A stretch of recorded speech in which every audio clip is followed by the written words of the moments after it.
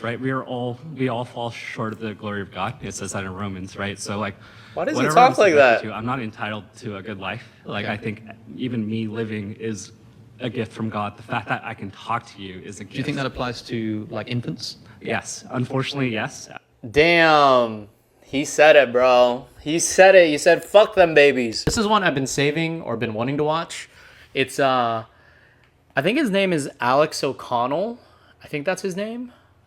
I think he goes by Cosmic Wondering or something. I really like him, though. I've seen him a couple times. I think he's an atheist. And he seems like he has a really good head on his shoulders. So I'm excited to see what he has to say. It's one of those Jubilee videos where it's like one Democrat versus 25 Republicans, or one Republican versus 25 Democrats.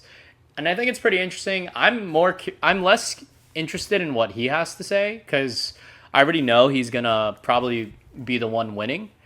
And then but I'm interested what the Christian side is going to say, because I'm usually not too confident in how Christians respond to questions. All right, here we go. Or also, I should probably do this. What's up?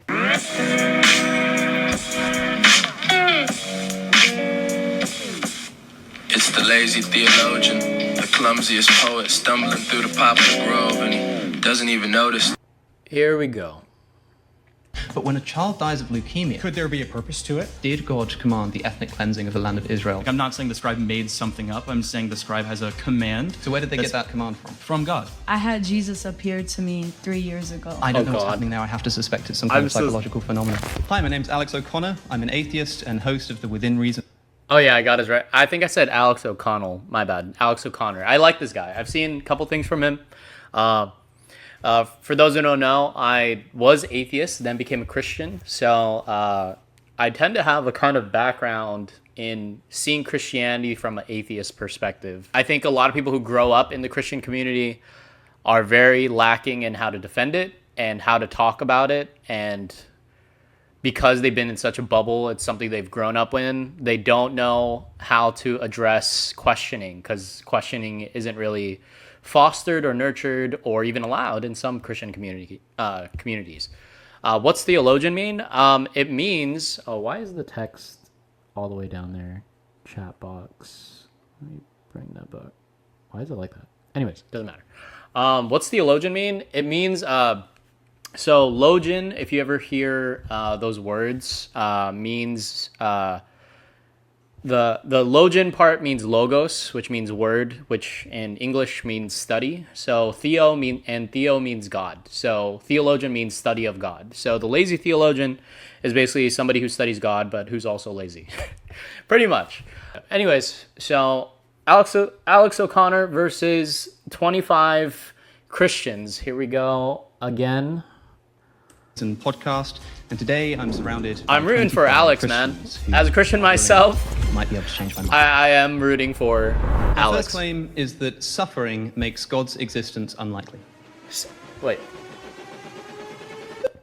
Suffering makes God's existence unlikely. Okay. Okay. I have my responses, but I want to see. Good work. I just hate this format. How's it going? Nice to meet you. Sage. Why don't you just begin? Why does suffering or evil make God's existence unlikely? I think when confronted with two hypotheses, Wow, he is atheism, ready. naturalism, or theism, we should ask what we expect would occur under either hypothesis. And then we look at the world and we see what does actually occur. And what do we find? We find, I think most relevant here, a system of natural selection, the mechanism by which God apparently chose to bring animals and ultimately human beings into existence. A system which is defined by suffering. Survival of the fittest is the same thing as the death and suffering and destruction of the unfit. I'm told that the very mechanism that God chose to bring about the human species as the ultimate end of his creation was one that is imbued with suffering, such that 99.9% of all the species, let alone animals, that have ever existed on planet Earth have been brutally wiped from existence into extinction. And I think that that's less likely on theism. If you assume atheism or materialism, not only do you explain this, you also come to expect it. What is your, I guess, epistemology? How do you know that this is the case, that it's Bro, you're less supposed to be likely and that, you know, an atheist worldview, a naturalistic worldview would look like the way it is today? Of course, we don't know, but that's why I use the phraseology of unlikely. I think that if you were to tell somebody who was sort of in some Rawlsian state of nature, hadn't seen the world, and you said that the world has been created by an omnibenevolent, all-powerful God, what kind of world would that person be imagining? And if you dropped them into the world, if you were given the opportunity to become a wild animal, like in 2 seconds, I was just going to turn you into a random wild animal somewhere on planet Earth. I like being a guy. I think you'd probably kill yourself before I had the opportunity, because you know that the life of these animals is almost defined in terms of their suffering. I guess I just don't really see how you can justify that claim per se. What I would say is that if we actually take into account the holistic view of the scriptures, which I do think that you have to do, we see that it's actually much more coherent once you acknowledge that evil itself doesn't have ontology. Evil's not a thing. You don't look under a rock and say, there's the evil, right? Fine by and me. So I'm not really talking about evil here, because that's, of course, a moral term. I'm talking about suffering. can you distinguish When a bad So route. evil is a moral term. Evil means that something is bad. Oh, this is why I love Moral Alex. ontology. Oh, Suffering man. is just any experience that's not wanted when experienced, right? And so even if you don't have a moral We're not talking about objectivism, evil, you we're can still talking say about that suffering, bro. exists. So here's a question. A deer gets its leg caught under the branch of a tree that's fallen over in the wild, and it starves to death in confused agony. Why does God oversee this? And why does God set the natural world up such that events like this occur? Well, because the ultimate view here is that Okay, pause. Nice to meet you. That guy went down a really bad route. Again, another thing Christians tend to do is not talk about the subject at hand, or even address what other people have said. So it's not really a great conversation when you're immediately trying to bring it to something else. What was he even talking about? He was talking. So basically, the prompt is, what is it again? It's something about. It's basically how can basically. Excuse me. God basically can't exist in a world that has suffering. It is, I believe, the prompt. I could be wrong, but that's what I'm just off memory. I'm pretty sure they have like the prompt somewhere, but I'm pretty sure it's something like that. So essentially what it's implying is, and I haven't watched too many of these, but I'm assuming these are Alex's prompts. I don't know if he's given these prompts, or this is his prompt to the Christians. Basically, how can God exist when suffering exists? Because if God is all-knowing, God is all-seeing, so the example Alex just gave is a great example, is if a deer is suffering and is dying of starvation, why does God just sit idly by and watch it? Meanwhile, the Christian guy you just saw brought up this whole thing about evil and the holistic view of the Bible, which is a bunch of just whatever. Okay, that's a different conversation, because that in and of itself is a different question. Does evil exist? Well, that's a whole different question then. How can God exist in a world where he's created a world that allows for suffering? What I would quickly say is, well, that's already a misunderstanding, because God didn't create suffering. God created the allowance and the ability for suffering. But at least in my worldview, God created the world where there was no suffering. Originally, if you're believing in the Bible, God created the world without suffering. But however, while it was perfect, in that perfection is the freedom of choice, the freedom of to have free will, basically. My follow-up question would be this, is how would you create a world that isn't how would you create a world then without free will that doesn't also allow for suffering? That's my kind of throwback question. Is in the story of the Bible, basically God created the world perfect, but with free will. So it's not that he intended for suffering, or he intended for he intended for pain, but it was allowed because through human action, the very first things humans do is kill one another. So unless you're policing every action that could cause pain, then you can't get rid of suffering. You get what I'm saying? Is if you police everything that could perhaps cause pain or suffering to whatever degree, you're now taking away free will. So to have free will means to allow for the ability for pain and suffering. But in the story of the Bible now, if we're going into at least talking about the Bible itself or Christianity, it's not saying God created the world with the system of suffering. He created the world perfect, but allowed for human free will, which allows for humans to cause their own suffering, essentially. Good work. Alex, my man. Good to How's it meet you. going? My Nice name's to meet you Tim. too. Okay, so my first question to start out with is what exactly about suffering makes this unlikely on the condition that God exists? Oh yeah, that's what it I is. think that if God is all loving, then he probably wouldn't want his creatures to suffer. And so I think that the fact that they do suffer makes his existence less likely. Okay, perfect. And is there some specific aspect of suffering that you're particularly honing in What are you- on? what are you awareness, getting at, or bro? in- Have you heard of the axiological expectation mismatch problem? Oh my God. Okay, so philosophers of religion have started to understand that the thing that actually generates a problem between God and suffering is actually the value system you attach to the very attribute of perfect You're wasting lovingness. time. Because you have to look at a very specific version of theism and how it defines perfect lovingness. I want to present to you a version where my version of perfect lovingness does not actually constitute This guy sounds like a problem speaker, and a and misalignment, that they're mismatch annoying. between the suffering of animals, let's just say the profusion of suffering of animals Great. and the existence of God. So let's hear it. What kind of God are we imagining that would They're immediately allow jumping and off oversee topic, and do bro. nothing to prevent billions of years of untold animal suffering? Right, so you're talking about non-prevention. Or setting up the system. God. It's as simple as what I just said. So Alex is basically saying, this is why I like atheists, because they probably have conversations with normal people and aren't always on a soapbox. I tend to like, personally, atheists a lot more than Christians, because Christians suck. So Alex basically just said, if God is all loving, I agree with you. I 100%. God is all loving. Wouldn't he not want his creations to suffer? That is a very valid response. That's a very valid concern.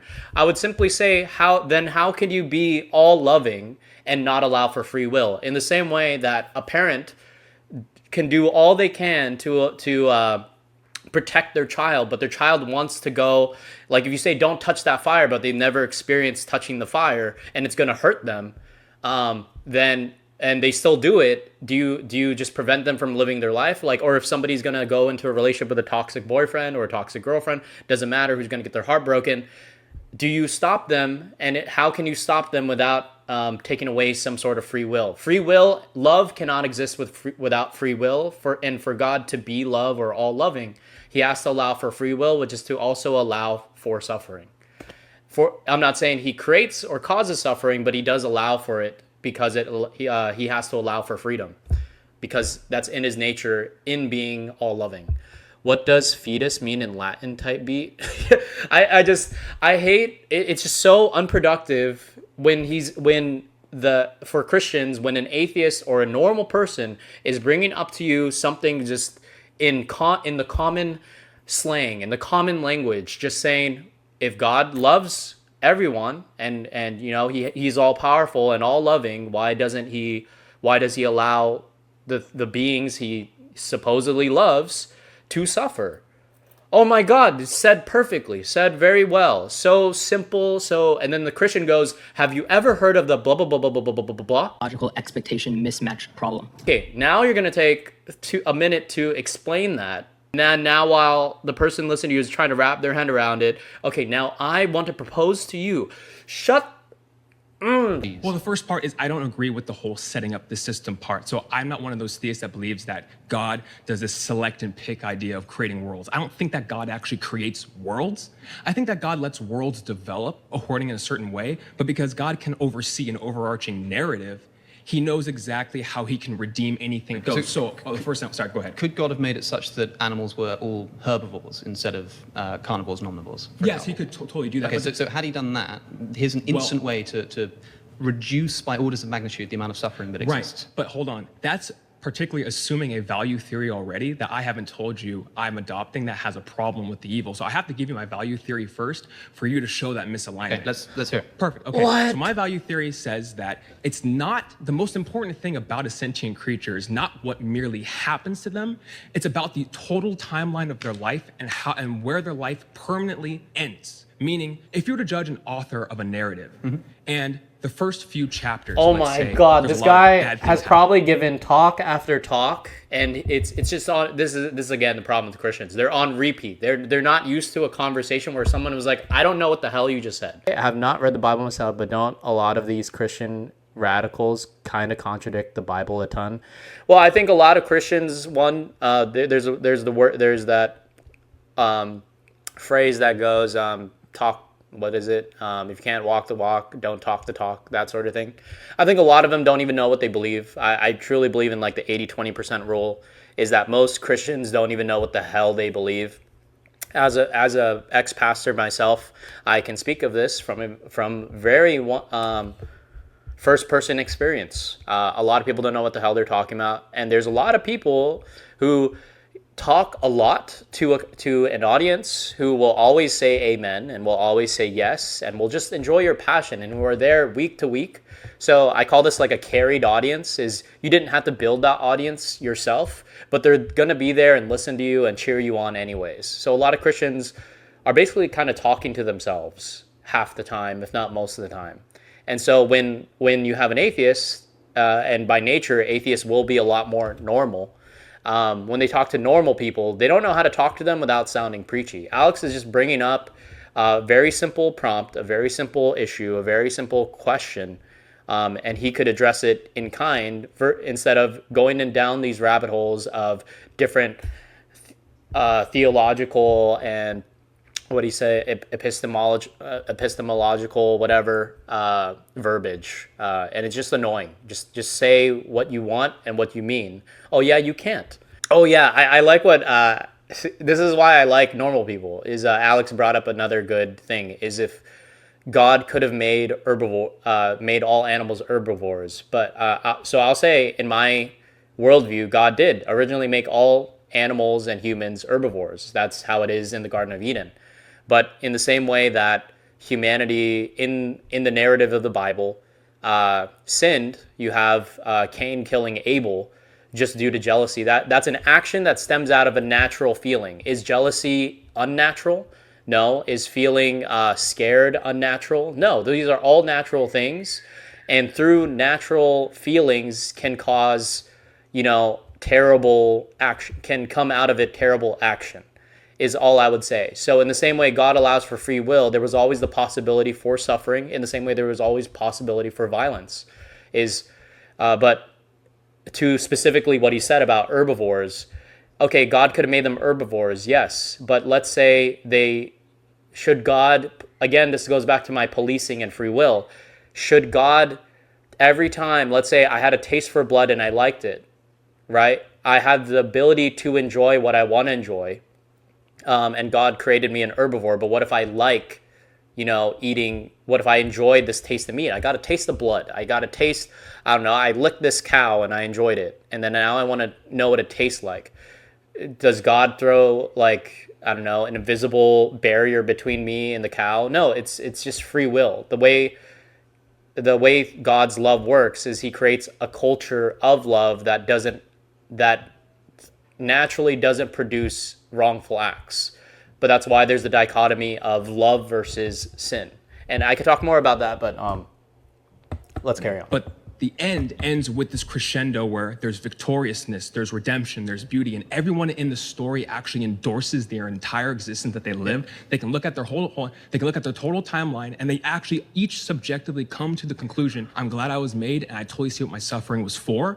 You're not making a point. I'm using with. So we have to judge. Hold on. Like John Hicks says, they can't make a point because they're spending so much time.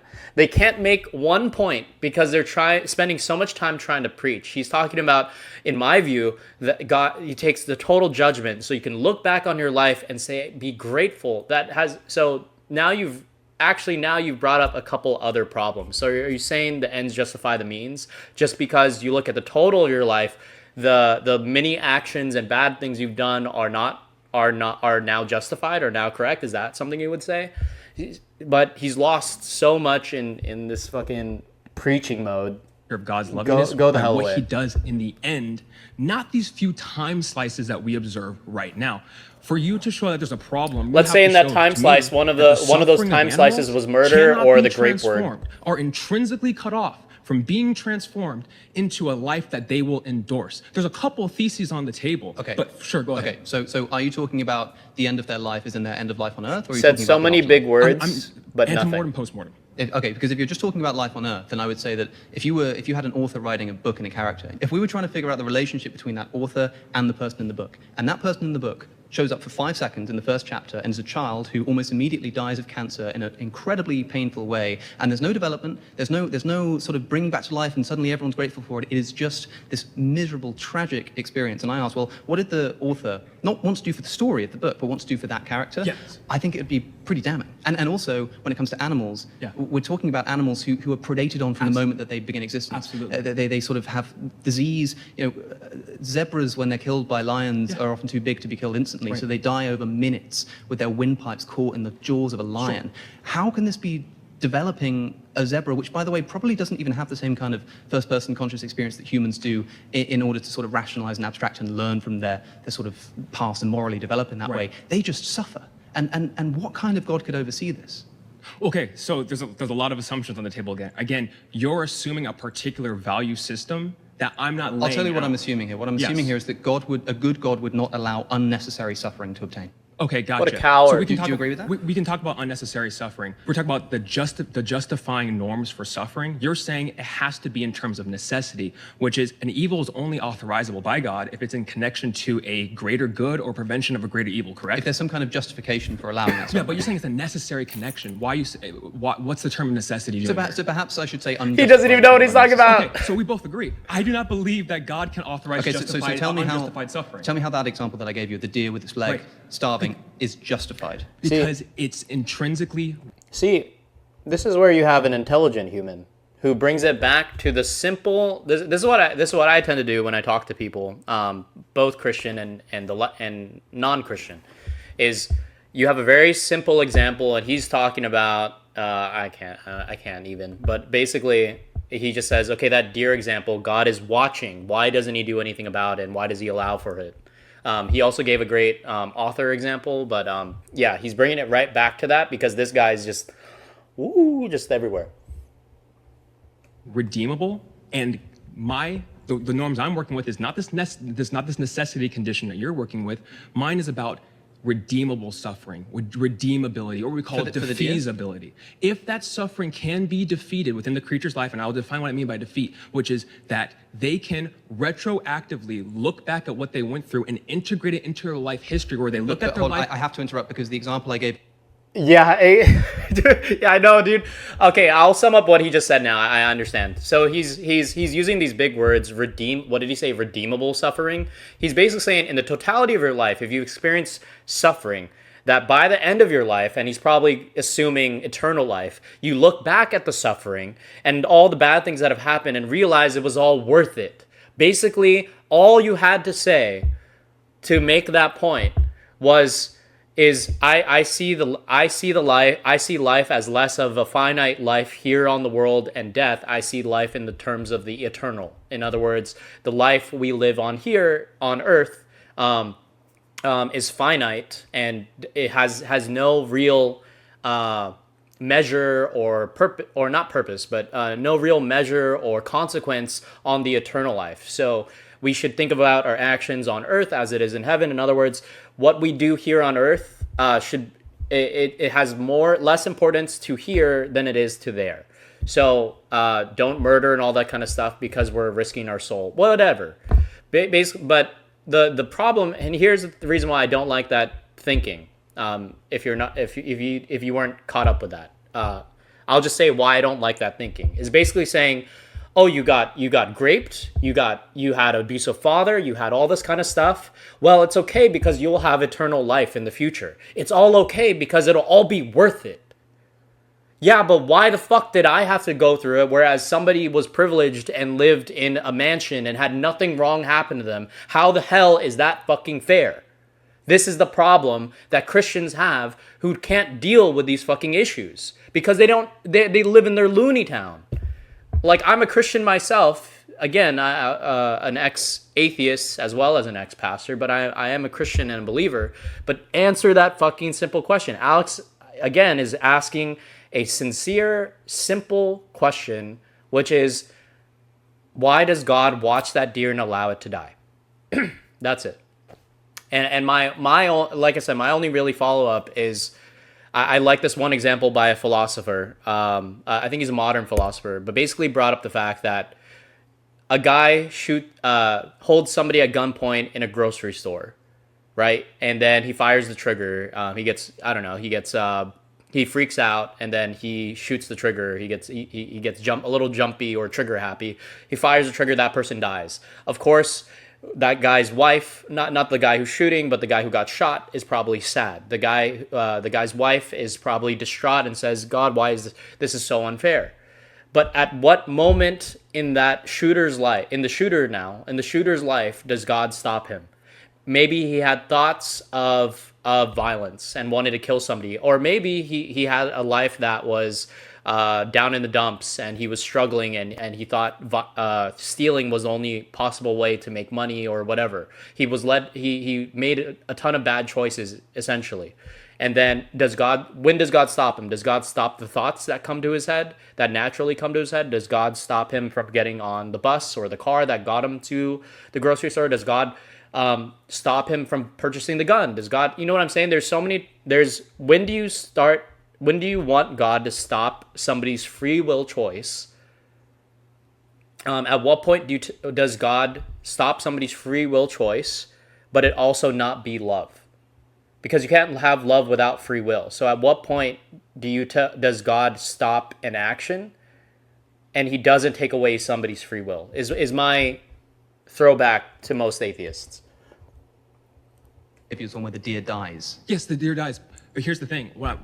You're probably talking about this post-mortem example. Sure. I'm going to put one thesis on the table. There's two philosophers that defend exactly what this goes through. One defends that animals will be given a martyrdom status, while God will be able to present himself in a way to animals in the afterlife, such that in the same way you could give praise to a dog, and the dog emotionally recognizes that he's loved and that his life is worth living, right? To these animals that suffered like that, there's one view on the table, which is that God will give them a praiseworthy status where they will be able to actually see that. Can we talk about that claim? Because these animals are suffering for what? I mean, God might cause them to suffer a bunch. It's not means to ends. This is not means to ends. God might cause them to suffer a bunch and then essentially redeem them in the afterlife. But what for? Like, why do this? If I were to punch you in the face and then give you $20,000 afterwards, you might be yes, that's exactly what I was thinking. Well, see, so that's assuming. So I saw your debate with. So that's assuming. This is why Christians don't even realize what they're saying. So again, it's exactly what I said before. Is you're saying in the totality of your life, the suffering won't matter because you're going to get praise and honor and love and be in God's presence. Shut the fuck up. I don't want to be in a God's presence who looks at my suffering and says it was all for a reason. This is also why I'm against people who say everything happens for a reason. I don't subscribe to that or believe in that. I think God, well, I could talk more about what I believe in God, but I think it's more productive with that. But Alex immediately simplified it and said, if I punched you in the face and gave you $20,000, was it worth it? It doesn't take the fact that you still punched me in the face. I might like the $20,000, but again, it's the whole ends justify the means.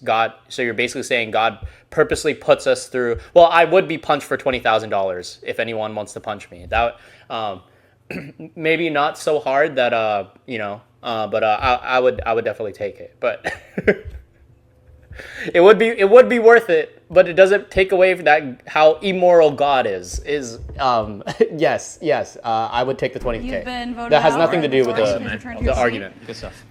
Another Christian who said nothing. Everything happens for a reason, motherfuckers. When I lose all my limbs and financial stability. Yeah, exactly. And they feel good about themselves, but the moment something bad happens to them, they're gonna be in the same position asking, "Why God? I was faithful." The whole book of Job. If we're going to talk about theology, the whole book of Job throws out the whole idea that our actions and our faithfulness is tied to our success or to our connection with God. Job is quote unquote in the story the perfect example of a human being who was completely faithful, who followed God, and the Bible says he's blameless and upright. In other words, he's the one human being who has no blame, and yet he's one of the people in the Bible who suffers the most. He loses everything, and he suffers pain, he suffers loss, he suffers all of that, and by the end of the story, he almost still has no idea why. And that's the kind of story I tell to Christians who say, "Oh well, you were being a sinner, So that's why these things happen to you. I pray every day and I go to church every day, and that's why, you know, all my kids are nurses and doctors and why we're successful. And I praise God. Shut the fuck up. That's not how it works. Did we forget there's a motherfucker called the devil? What if he yeah, so very quickly I would say, like I said, so to the very prompt, how can God exist in a world where there's suffering? Or it's unlike I also really like the wording. I think it's unlikely that God exists, considering that there's suffering, something like that.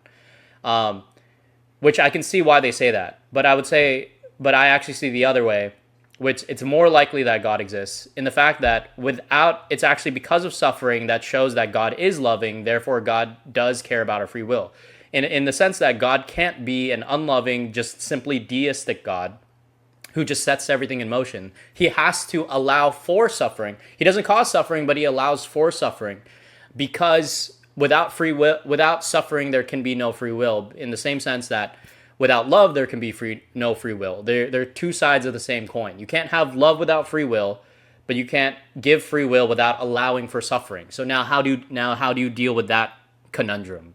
But that's how it works. God gave us, so in the story that now if we're going into theology, the actual Bible theology, God gives free will, creates a world with perfect conditions, but due to humanity's sin or humanity's actions, and I would say, and I can go deeper in this, but natural actions causes then suffering, but it's them making those free will choices.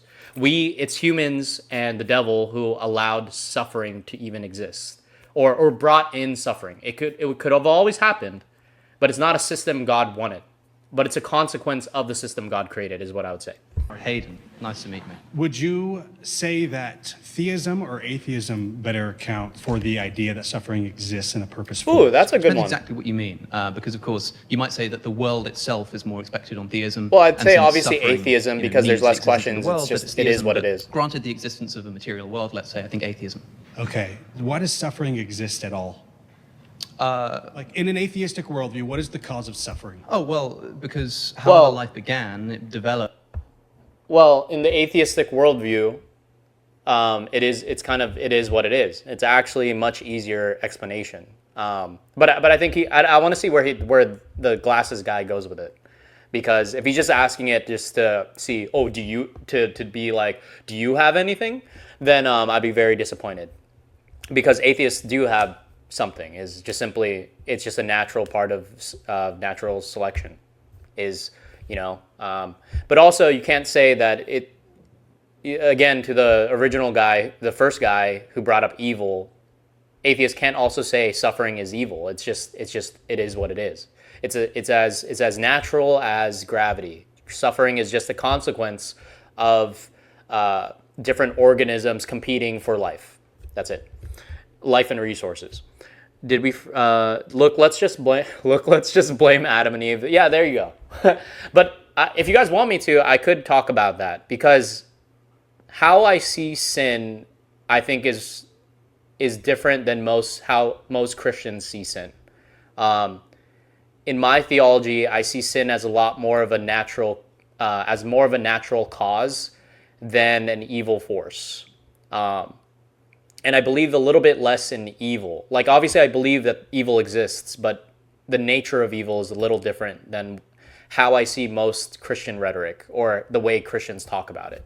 But anyways, I could get back into that later. Through a series of natural selection, which Man, requires animals I to develop love senses Alex. that they wish to avoid in order to be more likely to survive. I'll be And that's honest, why I pain watch a such lot as, more of in a Alex world than where I not do all of Christians. These pains are actually going to kill us. We're left with situations in which we're in a lot of pain but don't end up dying for it. Would you agree that consciousness is necessary for suffering? I would say probably, yeah. Does atheism account for consciousness? Yes, that's what I was talking about a moment ago. Perhaps not. Maybe. I see where he's going with better that. for consciousness than atheism does. So if there is no consciousness, there is no suffering. Is that right? That's probably true. Yeah. So if atheism, Dude, see, this is fucking why I love people who are consistent with their worldviews and their thoughts. They don't cope. They're very transparent and honest, and they're just trying to learn and try to get as far as they can. That's why I always subscribe to the idea that there's certain things I can't answer, and there's certain thing, and to be fair, there's many things a lot of Christians can't answer. Here's the answer I've come to in the worldview I've chosen to believe in.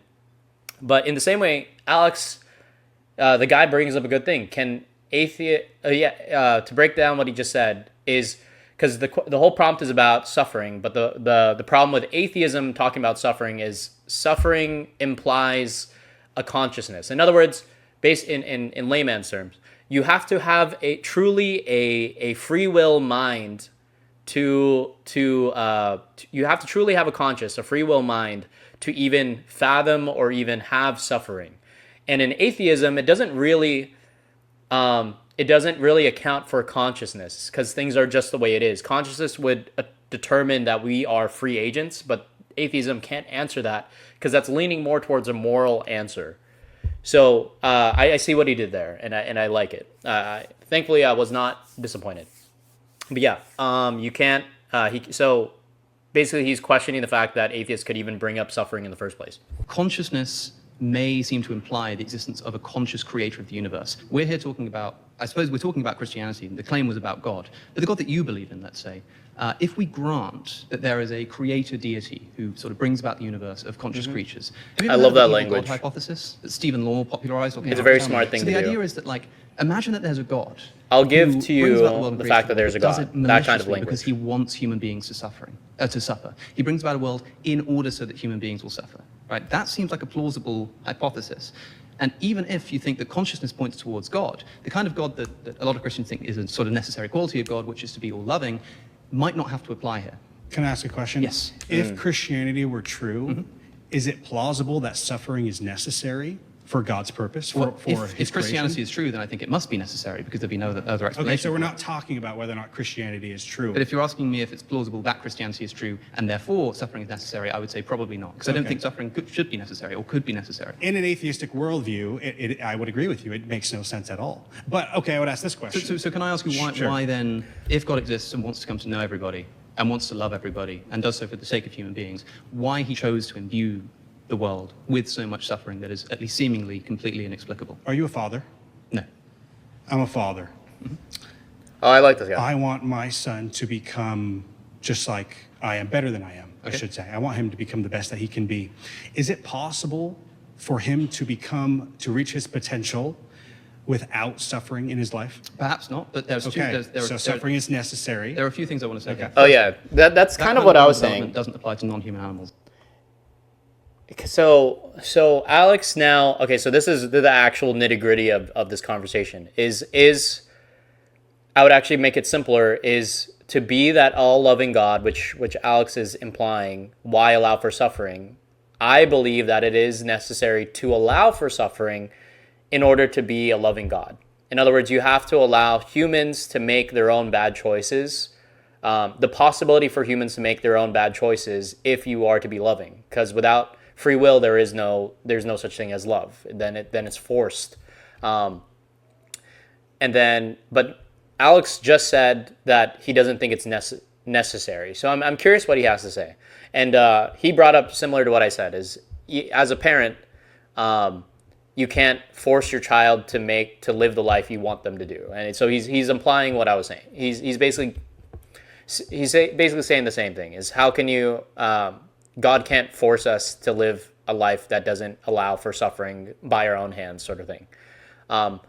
But so far, and obviously I'm going to let him talk, but Alex is seeming to imply that because it's God, we have to scrutinize God by a different measure than we do humans. And so I'm curious where he goes with that. Oh, hey. Hi. My wife is home. Said, right? That does not account for the brutal death of animals in the wild. Also, if I don't want to talk about your son because it's tragic to think about, but somebody else's son has suffered and died immediately as a result of that suffering, they don't get to develop in the same way. I would agree that on a micro level, it's very hard to justify. And we can ask the question, why doesn't God intervene on all of these sufferings? You might be able to justify an amount of suffering. right? But the fact that there's so much gratuitous suffering in the world is what I think makes God's existence unlikely. There are some instances where maybe a certain amount of suffering brings about a certain amount of good in a situation. That, by the way, would count as a justification. But when a child dies of leukemia, and they're dead. Could there be a purpose to it? What if the death of the child brings their parents to God? I don't like how he brought it into That purpose. that child got leukemia because it's doing the will of the Lord. Not necessarily. That seems All right, obscene pause. to me. No. Please return to your Yeah, seat. he fixed it. There is electromagnetic energy in that pyramid. I keep forgetting to get YouTube Premium. I don't like how he brought it to purpose. He was on a good roll there, but so Alex is bringing up the fact that the amount or the gratuity of suffering makes it unlikely, or I would say the unnecessary. I guess more specifically, unnecessary suffering is there's. So I guess he's categorizing. There's the suffering that is almost intentional, that is caused by another human being, but then there's the innocent suffering and the unnecessary suffering of beings. My sort of counter to that, or my response to that, I don't want to say counter because I don't think it's productive for conversation, but I would say my response to that, or my rebuttal, that's the word I was looking for, rebuttal to that is, I think if we think of free will as a chain of choices, of different people all making their choices, you will have a gratuitous amount of suffering. If everybody, let's just say in a closed space, is you have siblings. If you as a parent favor one sibling over the other or give one attention, one will now feel neglected. That one will now, there's no way to give all children equal love or equal care, even as the best as you do, even if you're a god. There will be, and that's also similar to how sin came in the first place, with Satan feeling jealous of God and all that. Anyways, but basically, without having free will, when you have more people you have in the world making free will choices, you do have a sort of exponential and multiplying effect of suffering and pain and violence. Where there's more people, there will be more violence. Why? Because there's more people. And more people's choices affect other people's lives, and those people's lives and choices affects those other people's lives. And then boom, bam, now you have wars, and now you have pain, and now you have people fighting for resources, now you have people fighting for to get ahead and all that kind of stuff. And that's all free will, all self-caused. If you're talking about humanity, it's all self-caused. So yes, I don't think I personally don't have a problem with the gratuitous amount of suffering, because let's say, I'm not a scientist, but let's say leukemia, how does it, even on a cellular level or a microscopic level, even or microorganisms and bacteria are also in a way making their own free will and morphing and through adaptation, right? It's just adapting to its environment. And now you have a virus that was harmless, and now it is a monster. Now it is a beast and tearing through fucking communities and people and mutating over and over and over again into something far worse than what it originally was. In a similar way, I'd say sin is it starts out small, but due to free will and the randomness as well as the free will of choices, you have a grand, or you will have a huge amount of suffering. I would love to pull back a little bit. Sure. And ask you, what are your values kind of rooted in and grounded in? Oh, Where God. do you serve? Right. So, okay. So crucially, I'm not saying that suffering is morally wrong. Outside of the senses that I, as an emotivist, will just express an emotion towards it, that I don't like it. I'm not claiming that it's immoral, that it's objectively Yeah, he's bad. not making What I'm a claiming moral is that claim. Suffering is unexpected on theism. It's an internal critique, right? Lincoln said of slavery, if this is not wrong, then nothing is wrong. You don't have to believe that something's wrong, but if there is such a thing as objective morality, I don't think that it would consist in a God who oversees the amount of suffering that we have on planet Earth. Timothy Keller does this story about no-see-ums. Have you heard of the no-see-um story? No. Yeah, so he says if you have a tent and you look in there and you say, hey, I think I have some dogs in the tent. Maybe, like, for example, I have a golden doodle. He's a killer. That was just to the a joke, point. but we can move on. And if I say, hey, I have a golden doodle inside the tent, you would expect to see one. But if I said, hey, there's some no-see-ums. These little gnats are so tiny they actually go through the screen. Sure. He says, there's some no-see-ums in the tent. You might look in there and go, I don't see any no-see-ums. But of course you don't see no-see-ums because nobody can see them. Okay, so just because there's maybe not a reason that we can identify doesn't mean that there can't be a reason. Now, it's kind of cold comfort. That doesn't get us 100% of the way there, but it gets us part of the way there. That's true. So the existence of evil is not logically, or suffering is not logically incompatible with God's existence. But it's a bit like if somebody came up to me right now and stole my friend's wallet in front of me and shot him dead and ran away, and I was grieving, and somebody said to me, well, hey man, you don't know, that person might have worked for the CIA, and your friend Why are you might have shaking your secretly head? been harboring You're making a good nuclear point. codes, and killing him might have been good for the country, and he stole the wallet because that's where the codes were. And I would say, well, what evidence do you have for that? And you say, well, look, just because I don't have evidence for it doesn't mean that there might not be some evidence that I don't know about. I would say, until I see why I should think that's the case, I'm not going to believe it. And I'm certainly not going to be unless less there's upset evidence in my grieving over my friend, which I because think of is the proper way to go possibility about that it. there could be an explanation for it. There's so much suffering imbued in the human experience that if somebody says, well, look, there could be an explanation, it's like, okay, fine, but let me know when you know what it is. I already gave my 2 cents on that. Is if there's free will, you will have suffering. It's as simple as what I would say. And I'm curious what he would say in response to that. Is I do kind of see he alluded to, couldn't God create us in a way that wouldn't, that's insofar as the fact that, sorry, I lost my train. Couldn't God create us in a way so we couldn't cause our own suffering? But then I would say, does that, yes, you could create us without limbs, but then is that not taking away the freedom to walk? Right? If we couldn't do anything he could create us as rocks and there would never be suffering, correct? But then we wouldn't have the ability to have consciousness or free will. To have consciousness, true consciousness would be to have free will, and to have a God who loves us would be a God who allows us to have that free will. So it's this almost paradoxical nature to having a loving and God who gives us free will, in order to, but that also unfortunately allows for suffering. Repeat your claim one more time. That suffering is unexpected if a good God exists. Unexpected. Mm-hmm. So when you say unexpected, like you're caught off guard by it, or you're expecting like all Unexpected. good things to happen. All the That if I assume that there is a good God supervising, invigilating the universe, that I would not expect to see so much suffering. Right. So And much gratuitous, seemingly unnecessary suffering. Right. And you know, the most beautiful thing is that our God is not unfamiliar with suffering as he suffered himself. So would you say that there is like some beauty in suffering in some way? I would say that there can be sort of poetically, you can look at suffering and think that's a beautiful story, but I don't think that the person suffering, especially if they die as a direct result, might think that. Also, Yeah, I it's think very- that if I knew someone whose child died of leukemia Naive. and suffered for it, It is very and I went to them and said, but hey, there's some beauty in the suffering, isn't there? I think I'd be awful kicked thing out to of the say, community. Well, God I has would a say, like, purpose the same for thing your for suffering. a woman giving birth, right? It's suffering, like it sucks, it hurts. Sure.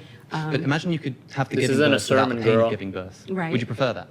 Of course, yeah, you would prefer that. So then if God can bring about the good stuff without the bad stuff, Right. then there's no reason to bring about the bad stuff. Right. So what we have to show is why the bad stuff is necessary to bring about the good stuff. Otherwise, it's not justified. Right. Well, could you say that the result of why we suffer is because of fall of man? I would say not, because I don't believe in the fall Right, of man. true. But I also don't think that explains non-human animal suffering. The big thing that I want to keep pressing is that the theodicies that we talk I think a good example actually is like the idea of climate change, in the sense that outside of this suffering thing, let's just think of, destroying the earth, the whole idea of destroying the earth.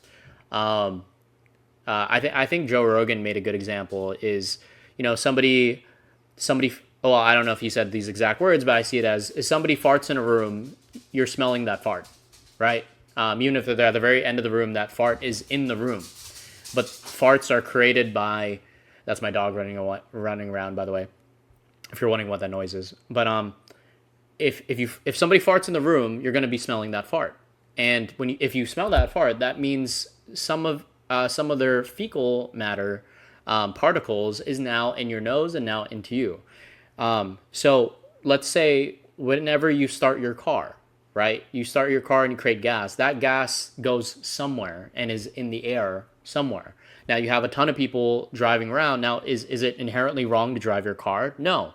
But as an effect of your free will to drive your car through, you're now putting into the air almost unnatural gases that the world itself isn't built for or accounts for. And so even things on a small level create a big effect. So in the same way, all of our natural free will choices can cause a big effect. Is just what I would say. So I think the only thing where we defer, and I think would have interesting conversation on, at least getting to the crux of it, is why. With that being said, why is it then unexpected? If everybody is given free will, and the chain reaction of those free will choices can create an almost unexpected amount of suffering, why is it unexpected? When you have when God is so giving to give free will. About free will, fall of man, all of this kind of stuff, Right. I don't think applies to that deer with its leg caught under the branch that's dying in confused agony. What's this for? So what is it about animals that seems so like more important than a human? It's not that they're more suffering? important, it's that, as you say, like it seems plausible What? at least that a human can suffer and then be sort of better off for it, or that they can enjoy poetry of suffering, the Right. poetry of suffering. Animals can't do that. Right. Animals can't enjoy the poetry of suffering. Well, I mean, I wouldn't know. I never like talked to an animal and said like, hey. Like, I have. They just haven't talked back. Is the problem. But I just don't see why we would expect that God would oversee this system of Right. natural selection. Right, but Billions of animals suffering and dying, predation, disease, Right. eating each other Agnes. alive, leaving each Right. other to bleed out on the Right. floor, and this is being supervised by an all-loving God. well, do you think that's God's intention from the very beginning of creation of all things? I think that God oversees the mechanism. God could have made it, for example, Right. one example that I've already given is that God could have made animals herbivores, which just eliminates the problem of predation. I mean, there are some animals that are. There are, but he could have made more of them. He could have made all animals herbivores, thereby eliminating the suffering of predation. So is the issue Predation them eating each other? That's one issue. Okay, so I want to address that more specifically. God could have made animals herbivores without going into the fact that he did. Let's say now in a world where there's finite resources, those herbivores turn into, have to now eat something, right? Now you could say God could make infinite resources, but then now you have animals gorging on themselves and becoming fat and obese. So now God creates a world where now you can eat all you want and not get obese. At some point, you are now taking away free will to where it's kind of like the 7 deadly sins sort of thing, is where how do you create a world where you don't have jealousy, gluttony, you have all these sort of things which as a byproduct of those free will actions will eventually cause suffering. Is God, yes, could create us in such a way where we don't hurt ourselves, but then at what point does that take away now free will?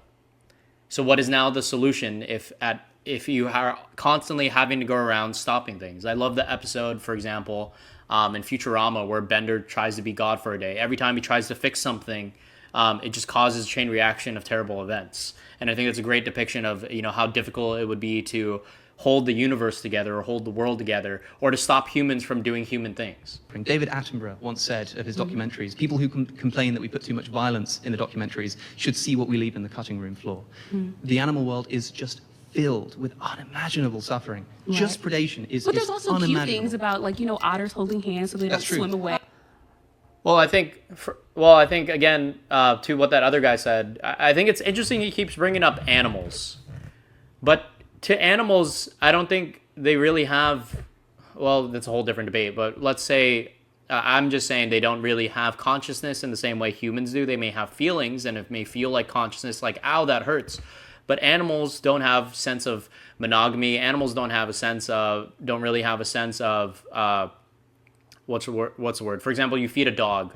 They're going to keep eating unless you barrier them from eating, but they're just going to keep doing it. You now let a ton of animals out loose. They're going to be driven just all by their emotions. They like eating. They like doing it. They like killing. For example, you ever watch a cat eat a mouse? Sometimes they just do it because it's just fun. Now, could God, stop the cat from doing it? Sure, but you get what I'm saying? Again, it keeps going back to at what point do you stop the animal from being itself while at the same time taking away its free will?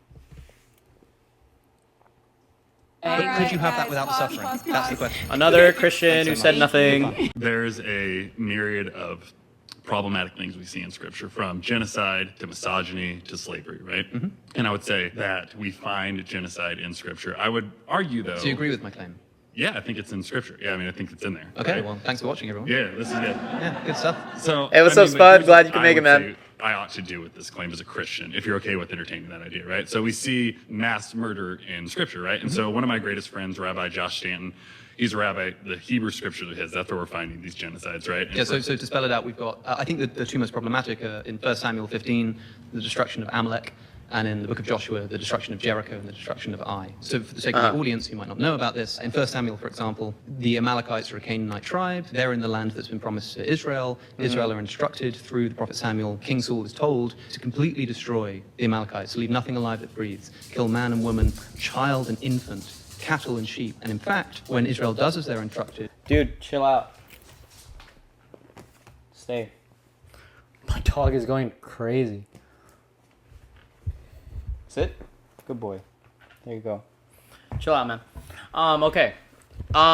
This is brought up a lot, the Amalekites. I don't want to do a whole Bible study on this, but actually there's a lot of evidence that shows that God gave them multiple choices. In as a rule of thumb, God constantly, throughout the Bible, tends to give sort of the wicked or the heathen multiple chances because they're still, God's people. It's not as simple as, the Israelites are God's people and everybody else are just evil. No.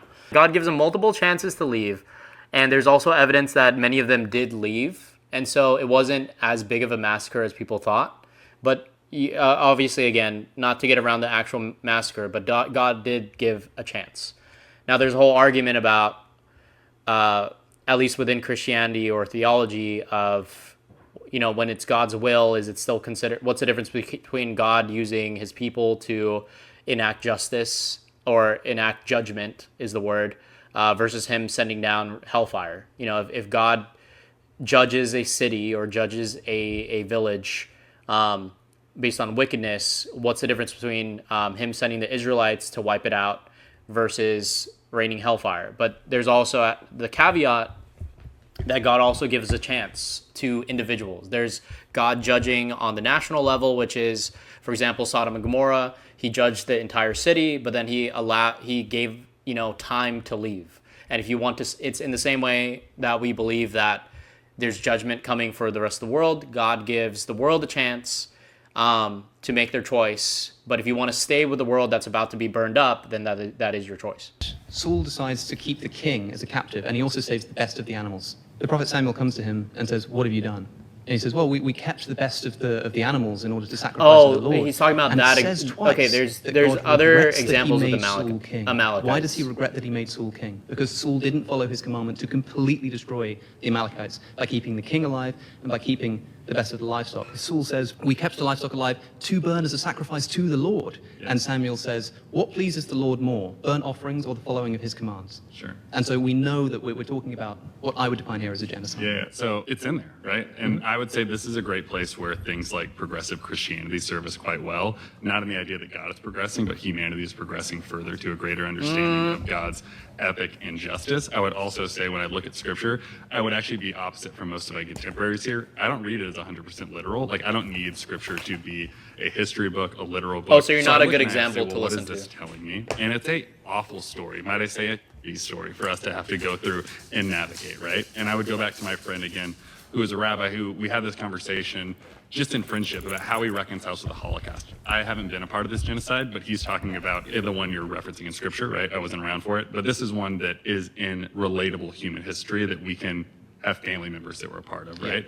Yeah. And for my friend who hasn't had this not compromise his faith, that was the question I asked him, right? Like, this is a genocide that was against your people and your religion and for people that really loved God on a deep and a profound level. Like, how is this not shaking your faith? And for him and for me, and for many others, as you look at Scripture, I mean, I think that God is ultimately always pulling us toward greater levels of justice. And when we look into this story in history, like, I think people are recording a potentially historic genocide that they are trying to make sense of in their religious worldview. And so they're superimposing language for God. Do you think that God commanded this to happen? I am not super interested in that conversation, but I would say... Then why are you here? Because for me, the problem is that if you have God explicitly commanding this to happen... And that's a valid thing. Here's the thing that Christians aren't able to say is, for that, there's two separate things. The prompt, which says, the existence of God, their own prompt, which says the existence of God is unlikely because there is a gratuitous amount of suffering. That's Alex's prompt. This is a separate issue of a kind of a very specific moment in the Bible. Now, if we're gonna, I already gave my answer on why I don't think that makes it the fact that there is suffering or even a gratuitous amount of suffering, even of the innocent, makes it unlikely for God to exist. I already gave my answer for that to the prompt, but to this about God commanding it, one, I would say I don't have a full answer, but I do have a theory, or I have the makings of an answer. Again, most people, just don't have an answer, but here's at least what my mind has come up with. All right. In the examples that are awful, that are awful, and I don't want to take away from that, where God calls for genocide, I think there's a couple things to account for. One, it's a different time. And two, it is a different time, in other words, meaning it's a very different world versus the world we're living in. And two, in the same way with free will and choice, is why would God want the full genocide of the Amalekites in this specific example? Well, like I said, why I mentioned the point of it's a different time, it's a different world, it's a different culture at the time, is in that time you had cultures that were completely eradicating each other. And so if you allow one culture to exist, it will cause probably greater issues down the road, which you do see evidence of God kind of stopping. For example, when you have the different nations rising up with like Babylon and Medo-Persia and all that kind of stuff, and they're, so to speak, wiped out, it's due to the fact that God has judged these nations and then judged this culture to not be able to continue. It's kind of like if your arm offends you, or if something is a poison to society, then rip it out, root and stem, so to speak. And I'm not here to say that's justified, but I do see the value in it in a world where where one culture being allowed to continue at all, or the memory of a culture. It's kind of like how there are toxic ideologies, and we even talk about it in modern society today, where people have problems with certain ideologies and think that they're problematic or evil, or they think, because there are certain ideologies, for example, racism, the idea that, people there's people who are, of a different value than another human. You allow that ideology to grow, it will cause a huge problem. And that's all I'm saying. I can't say directly or speak for God in the sense that why he chose to do that, but that's why I said in preface, that's my theory, is that the Amalekites, like the Canaanites, like a lot of cultures in the Bible, killed their own babies, did human sacrifices and all these kind of things, and I don't want to get into the crucifixion of Christ, whatever, but I'm saying they did also horrific things, and to allow for a culture to continue and exist and to even further on will cause huge problems down the future. See, other than that level, whilst I don't believe in God, I saw one theory of what hell is, and everything I found, one that shows God's benevolence, can't spell it, showed that hell is just a place without God because he created a place for those who didn't want him. It's the danger of the saying, it's for the greater. Yeah, that's why I don't like, that's why I was critiquing, before you got here, I was critiquing a lot of the Christians whose answer for suffering is it's for the greater good, or I hate the answers of Christians who say, everything happens for a reason, or I hate the Christians who say that it's all for a bigger purpose. Shut the hell up. Unless you've suffered yourself, you can't really say anything. And even if you have suffered yourself, you still shouldn't say anything, because you don't get to tell me that the experience that I have or somebody else has is invalid just because you believe in some God. Even though I believe in God, I think he has to answer as well for a lot of things. Similar to you, I think I've said this before, but my just very quickly, I also believe hell isn't a place. I think hell is earth. In other words, we're experiencing the consequence of our actions here on earth. And or I'll put it even simpler. If God is all love and all life, right? things that have life can't exist without God. So how can hell exist where people are dying and suffering continuously for millennia, and in perpetuity and in infinity, without being given life at the same time? So there's either existence with God or no existence at all. So the opposite of life isn't perpetual death. It's just non-existence. So I believe, we either go with God or God deems us worthy of life and we live in eternity, or we just go to non-existence. That's it. That's basically all there is. There is no such, I don't believe at all in a hell. But since you weren't here, I'll say the prompt is essentially, why is there a gratuitous amount of suffering? And he believes that it's unlikely that God exists because of suffering. But I'm saying, how can you have a loving God with that doesn't give free will, and then how can you have free will without suffering? In other words, it's because God allows free will, he's loving. Because without free will, there can't be love. But because you allow for free will, that allows for suffering. And when you allow for free will to many individuals, you will have suffering. Oh, that's not what I was saying. From what I was saying is that God purposely created a place for those who didn't want to accept him. It's their version of heaven. Yeah. Well, okay, yeah. No, I know. I was saying, that's why I said somewhat similar to you, but not the same, right? Similar, but different. But in the sense that I don't necessarily believe in the fire held for humans. But to clarify also, kind of like you, I do believe that God created a place for humans who don't want to choose him, who want their existence outside of him, and that's called the world we live in now.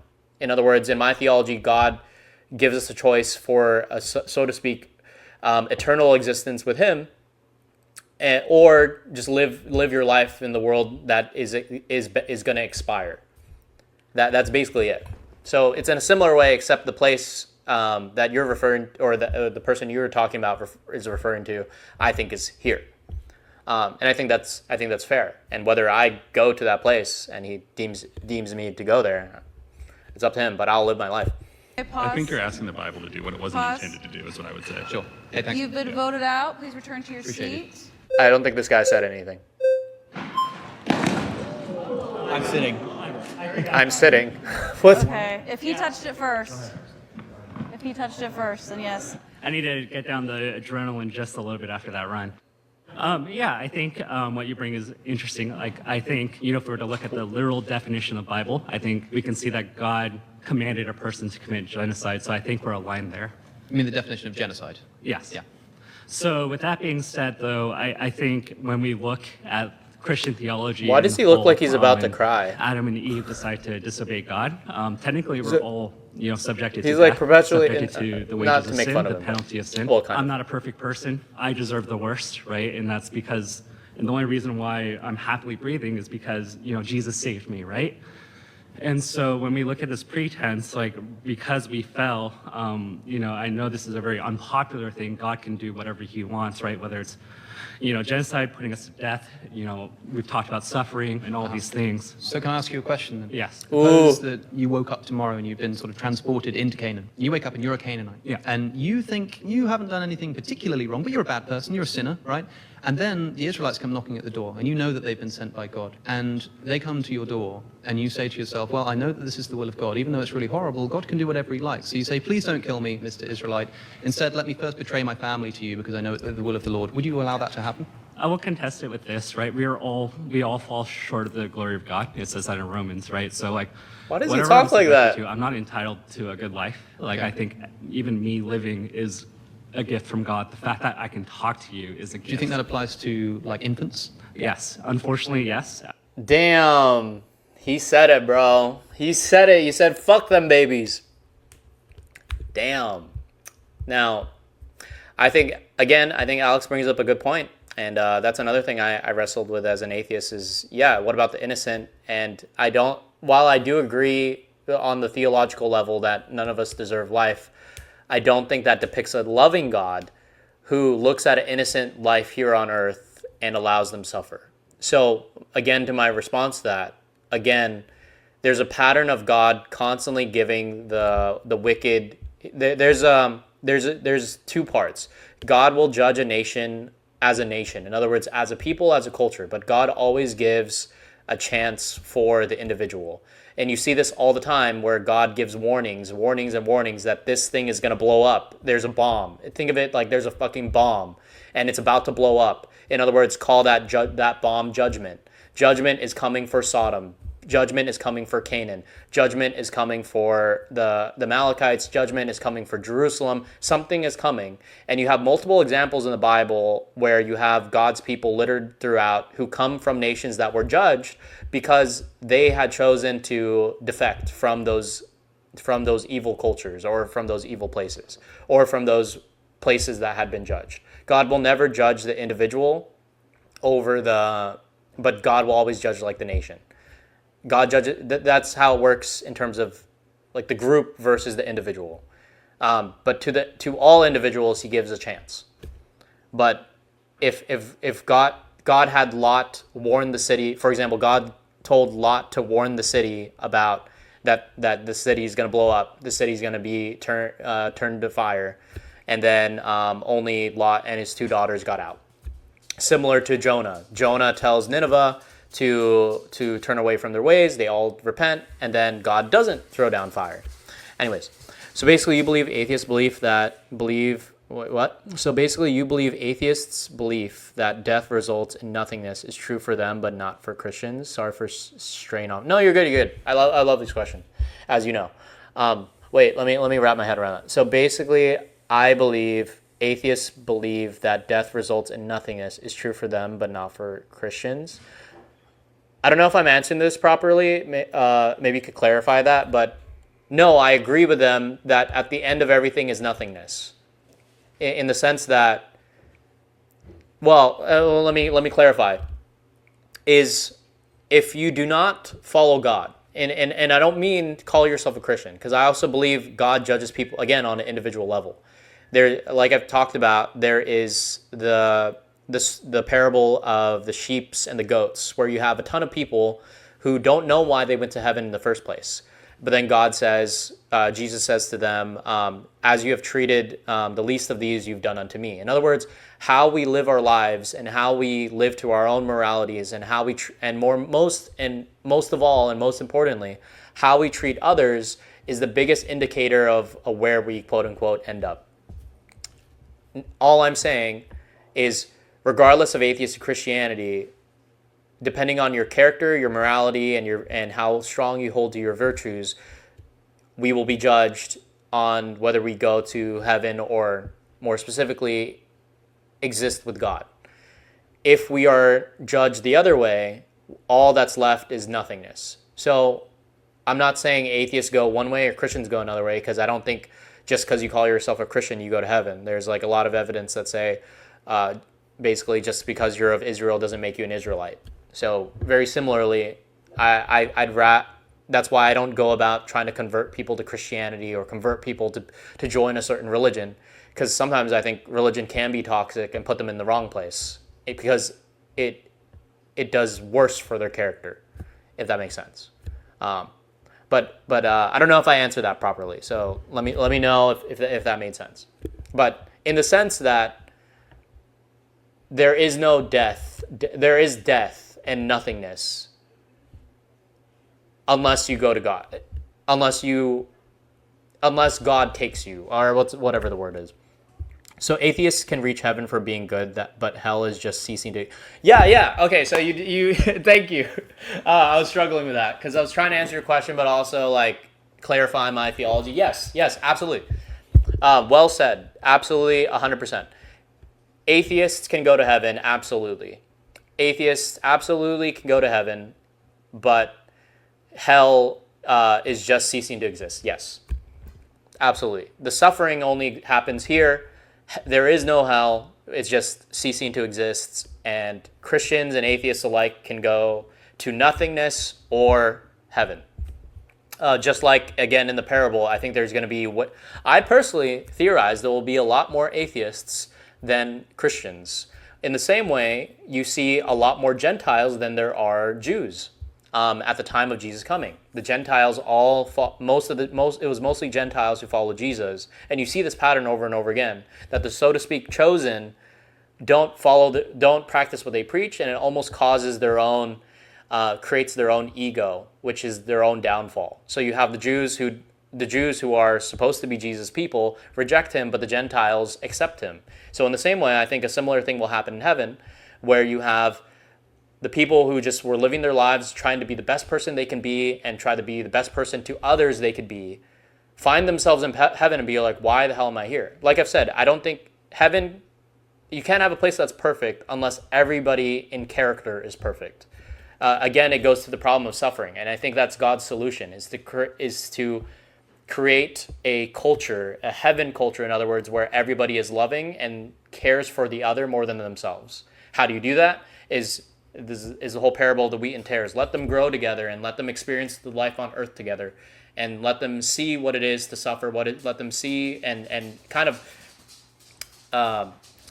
live in their filth. Let them live in the world that they've created and built, and desire for something better. It's kind of like, I know I'm jumping around a lot, but last example, but it's kind of like the Israelites who were freed from slavery.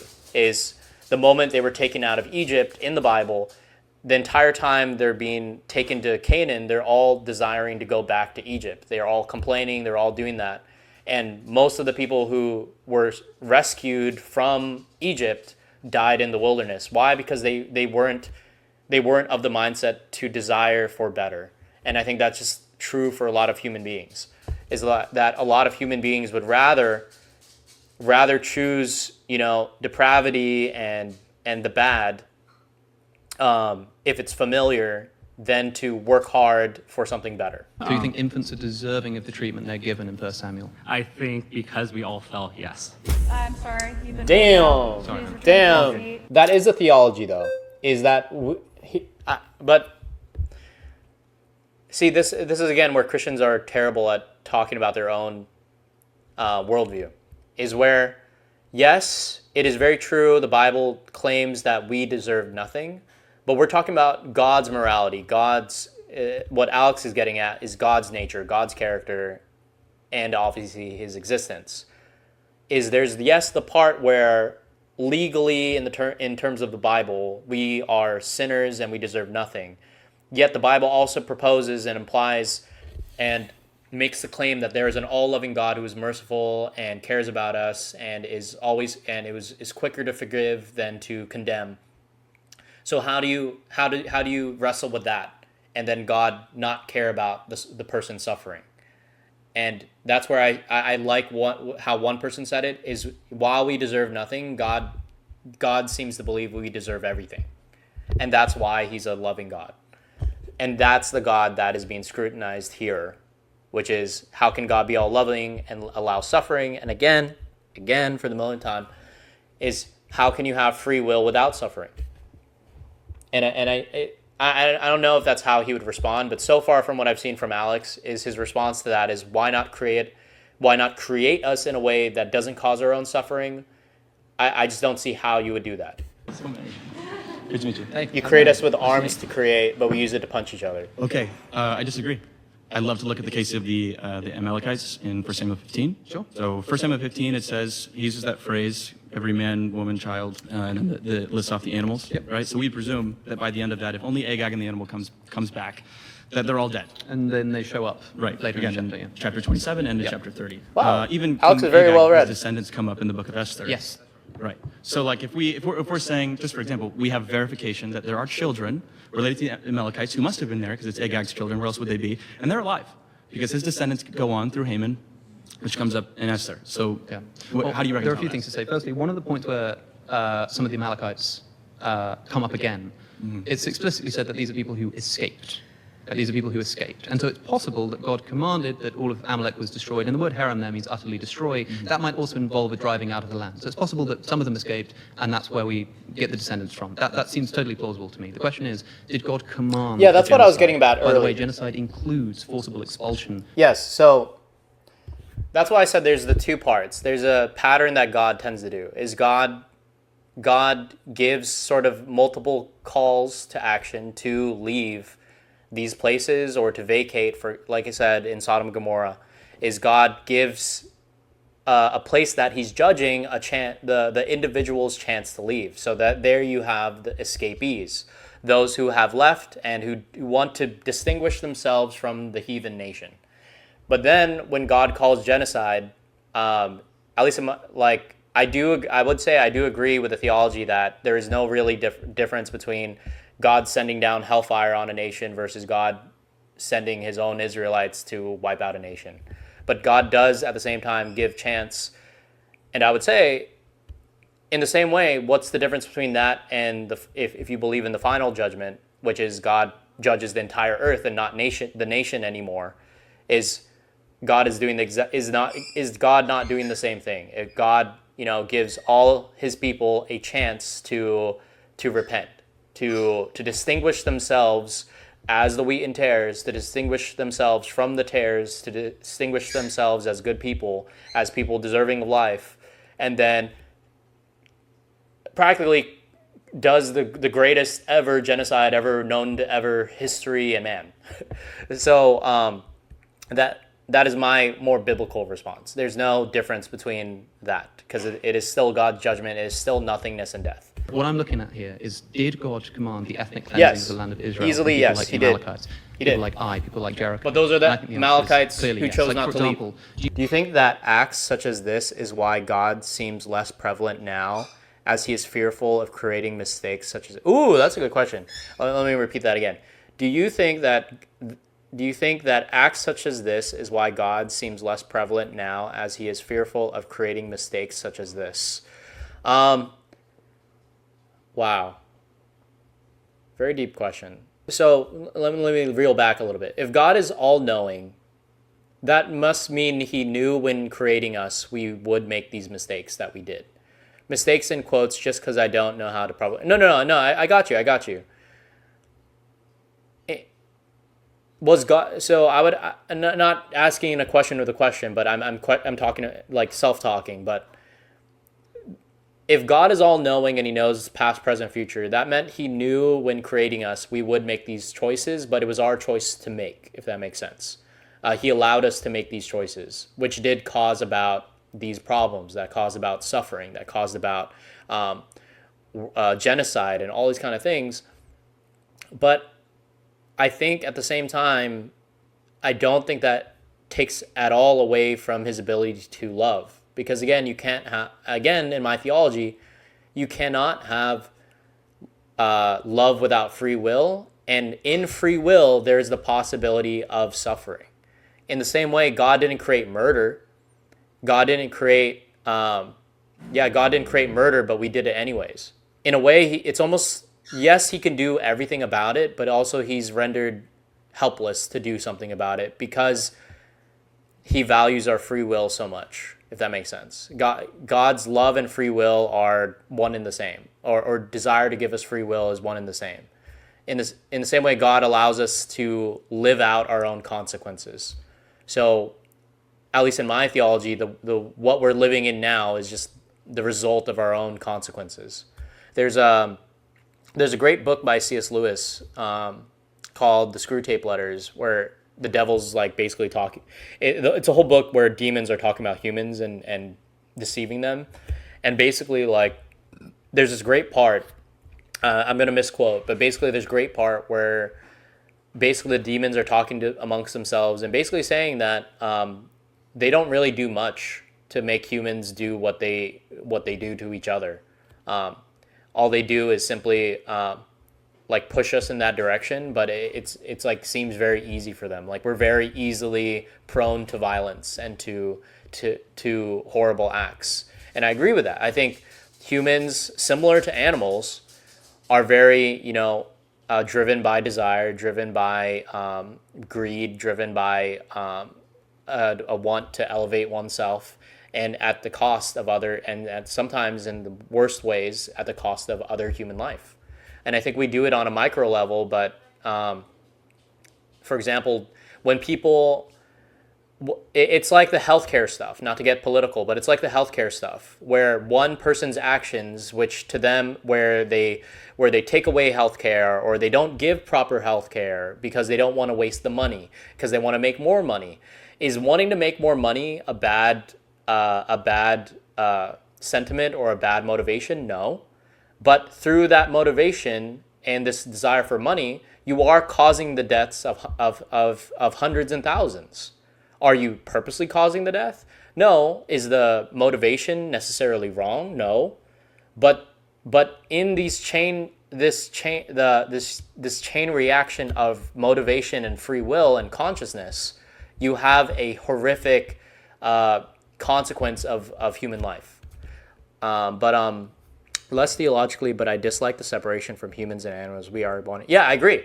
You know what's interesting? There's a part in the Bible where God gives a donkey like a moment to speak, like what's coming from his mind, and he asks the human, "What if I done anything wrong? Why have you hit me? And if I've done nothing wrong, then why did you hit me?"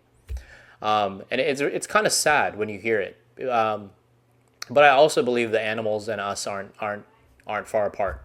And we're all, at least in theologically, we are all creations, and there's not too much that separates us. And if anything, animals are better than humans.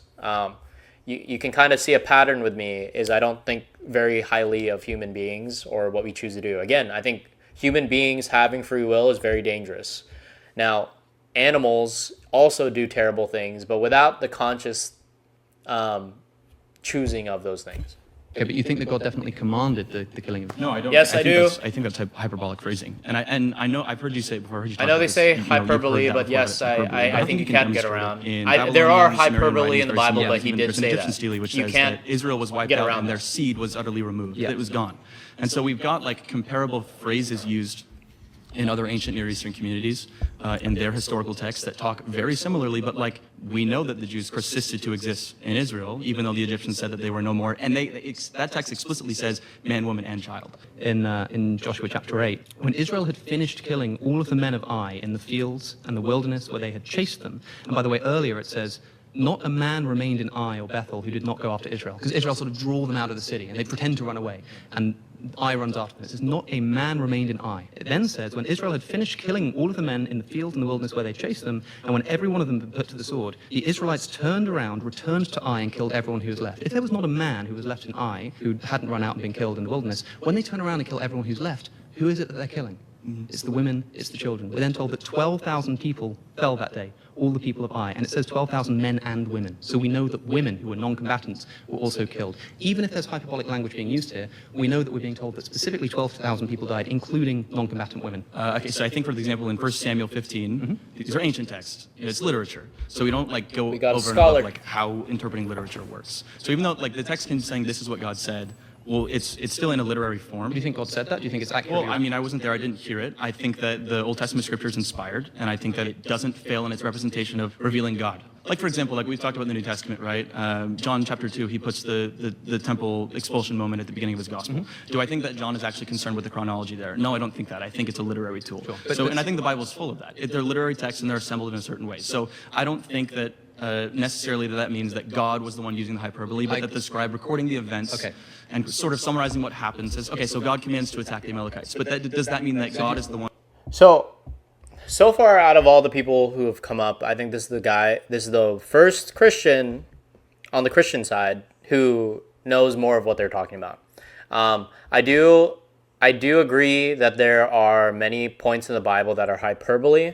I don't know, and nor can I confidently say this is one of them. Mostly targeting this guy. If the Bible is only true when it suits your needs, when is it truly ever right? Yeah, exactly. I think as I said at the beginning, I think I said from the beginning, I completely am rooting for Alex because I love to see Christians get their comeuppance, because Christians spend so much time at church. You know, nothing wrong with that. They spend so much time in their own communities. They don't talk to normal people every day.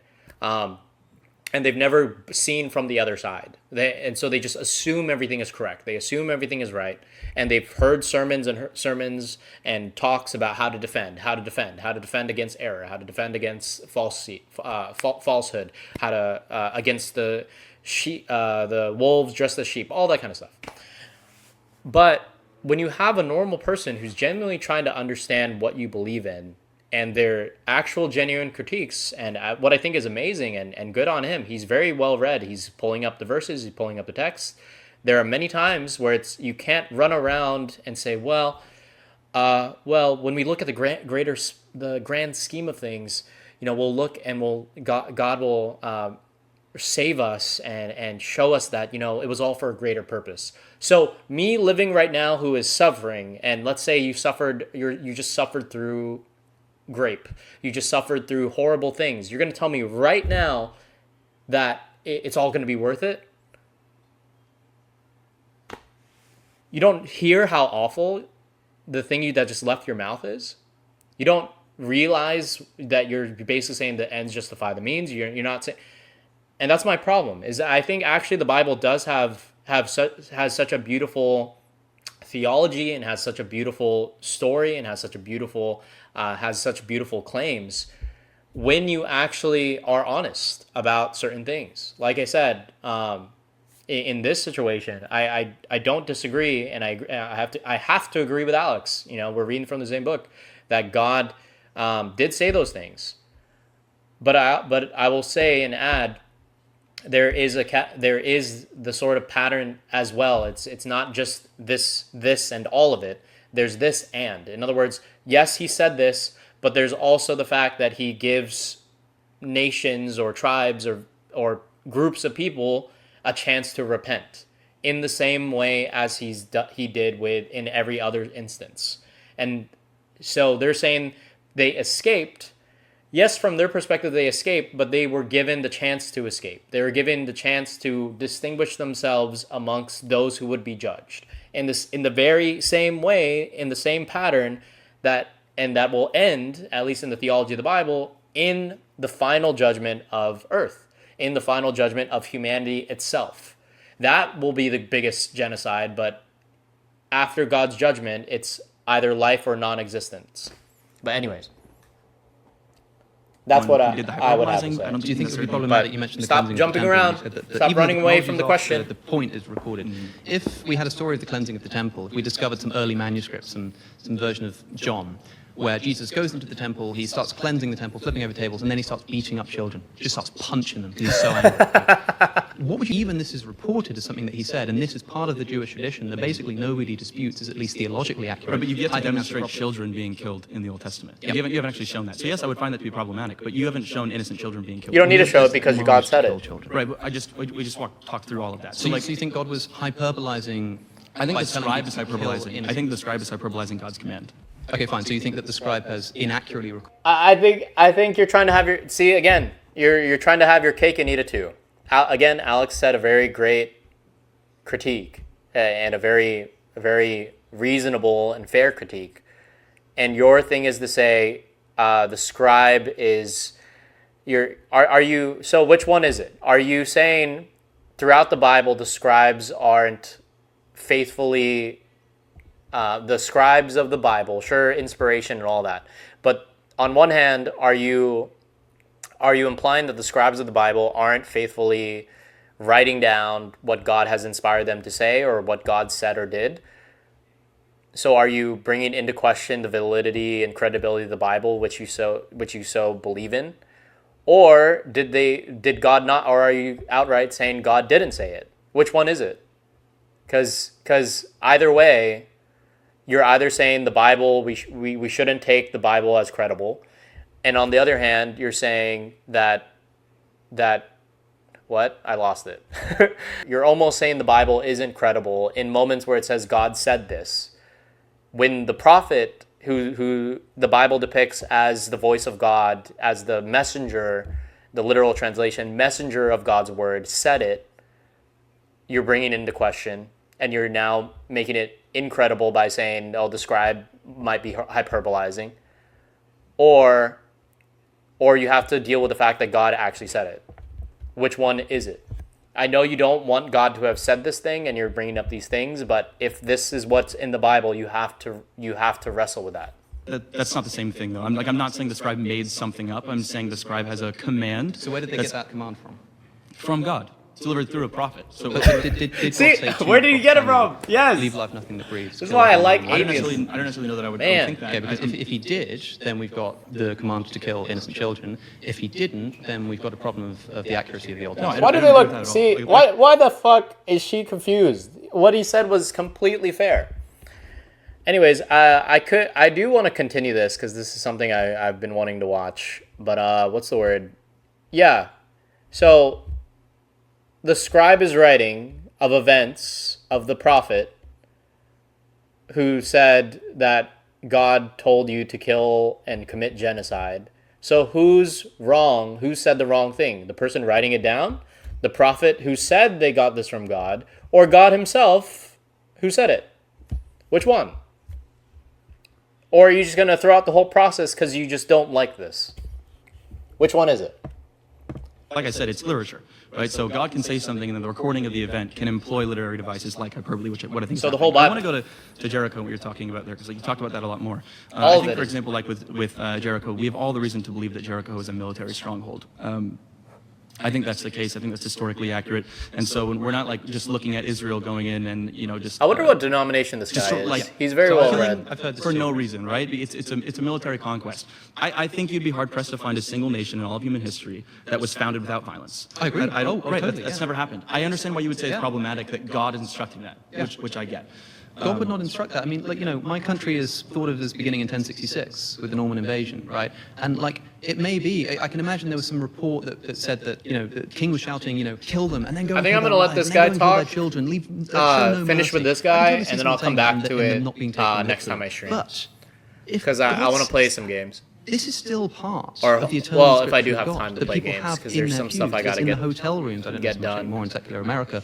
If you open it up to a random page, especially given the undertones of what's happening in the world right now. Honestly, I'm not if I'm going to be completely honest, I think in the book of Genesis, when God leads Abraham to the promised land, he says to them, I'll bring you back here in several generations when the Amorites' sin is filled up. Like that language when the bucket is all the way filled. Yes, they're sinful people. Right. So I understand. Wow, why it took you a long time to get there. That's exactly what I was saying, is God gives the chance. That God is allowed to judge people, being that he created everything, and he's allowed to use human beings to do that. Yeah, I should have started with that, buddy. Including sinful human beings. Okay, pause. Oh, you should have. See, you should have started with that. You were getting somewhere. That's exactly what I said. Is that what he's referring to is the cup runneth over. Is God has a patience for human free will, but there is a point to where it is so sinful, it is so bad that it does warrant judgment. Judgment is depicted as a process that, and at least in the eyes of the Bible, it's a fair process by God because God gives time. But anyways, I think I'm pausing there for now. Yeah, I think I'll keep going with this because I think it's interesting. And I do call myself the lazy theologian, and I haven't been covering a lot of religious stuff lately, so I think I will continue this because this was fun and everything I expected. That last guy just had a yapping problem. To be continued. Oh, you do have questions? Oh yeah, go ahead. Yeah, I'm ready. My favorite. What do you believe gives God the right to judge? Well,